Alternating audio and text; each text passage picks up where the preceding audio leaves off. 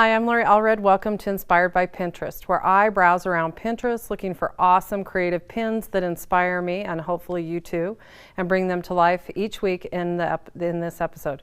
This week we're back to our last part of a three-part series on polymer clay. If you missed the other two, be sure to go back to the show tab on mycraftchannel.com, look for the Inspired by Pinterest logo, click through, and you can watch our previous episodes. The first was on clay molds and the second one was on stamping on clay. Now, I'm not a big clay fanatic, but I got totally hooked on this topic when I started and ended up with 3 episodes because I couldn't fit it all into one. This one was the one I was the most apprehensive about doing, transfers on clay.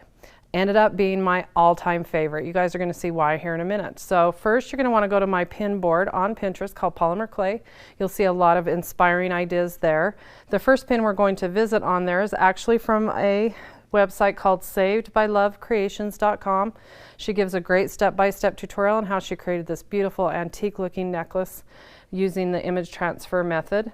And then also, this other one really stood out to me. She took her baby photos and transferred the baby photos to clay and created a beautiful one-of-a-kind necklace. And it's on a blog or website called Hub Pages. Again, you can go to my blog anytime that I mention a blog or a pin, and I will give you a link directly back to that. So you don't have to go hunt for it. You can also find the link directly through Pinterest. So if you're a fanatic like me and on Pinterest all the time, that's a good place to start. So the last one that I actually loved, again, was back on Saved by Love Creations. She is a great reference for this technique. And what I loved is this next one. She talks about creating a pendant, a chevron pendant. And so not only does she give a great step-by-step tutorial on her blog, but she also gives a free download for some really cute chevron prints that you can then use for your project. I thought those were really cute, great variety, good place to start if you're not sure where to get art. I also then went to a website called graphicsfairy.com.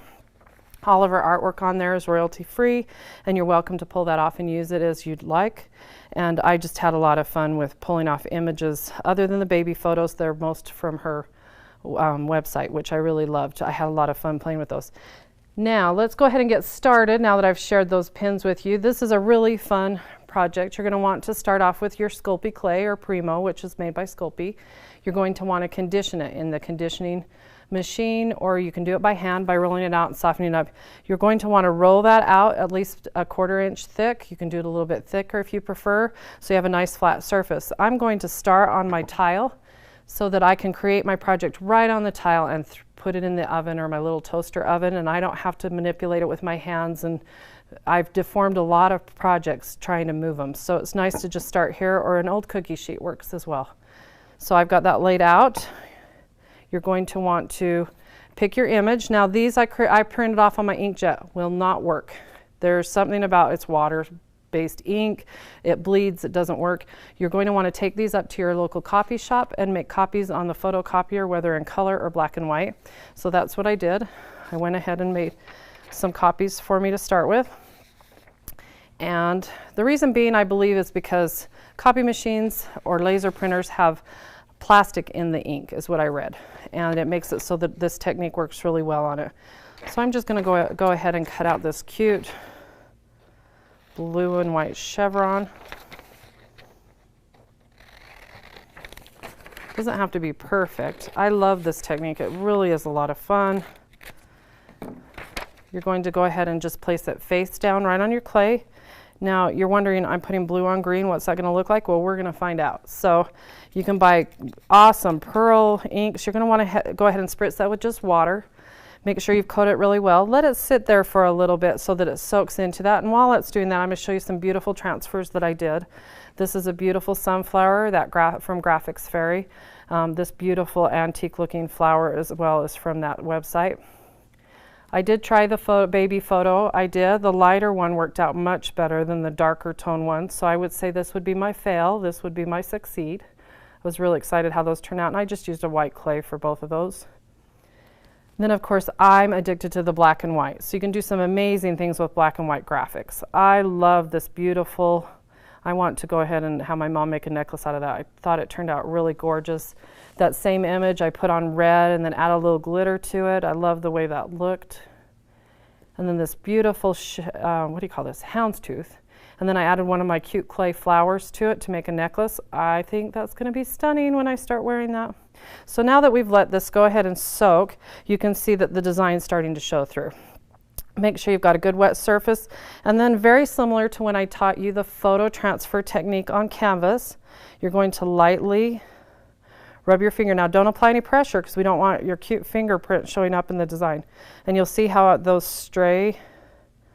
Now you don't want to pull too hard, you'll start pulling the color up.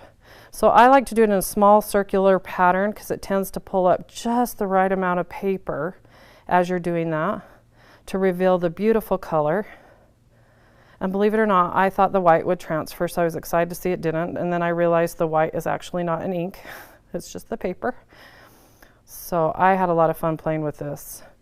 And I can't wait to keep experimenting, create embellishments for my scrapbook layouts. Now you'll see here it's getting a little tough. You can add a little bit more water to it to still keep that moist. And just keep doing it till you feel like you get all those strays off. Now these you're just going to throw out. Once you get all of those pulled off, I actually don't want this whole square piece. I thought it would be fun to make it into a circle pendant. So once I feel like I've gotten a good surface cleared off, isn't that cool looking? So now I'm going to take my cute, Sculpey makes these awesome little clay cutters or cookie cutters. And I want one about that size, so I can just go ahead and press down, twist a little, peel away what I don't want, cook it, and I've got this awesome charm that I can create with. Again, don't forget, because trust me, I've done this, be sure to put your hole where you want before you cook it. It makes it much easier. Then go ahead and cook it at 275 for a half hour for every 1/4 inch thick that you're working with, and then be sure to coat it when you're done. So here's a couple of examples. This is a really awesome ring that I did with those fun chevrons. Here's a cool necklace charm. Now I wanted that to have a really nice coating on it, so I used my cool glossy accents and put a couple coats on it. I thought it'd be really cool to add a little gem in there too. I should have done that while it was wet. But don't dismiss really fun patterns. I loved how all of these turned out. I'm excited to make a bracelet out of them. And again, back to that awesome black and white. This is printed on translucent clay, and then when it dries you can see the light go through it, which I thought was really cool. So be sure to finish it off using your coating, whether your varnish or your Pledge Floor Shine like I've mentioned, or again your glossy accents, and then you're ready to go. Please share your ideas with me. I'd love to see what you create. Post them on the My Craft Channel website, or go ahead and post it and send me a link. Leave me a comment on my blog at allreddesign.net. Be sure to join me next week when I show you some fun ideas with a new series I'm starting called Door Decor.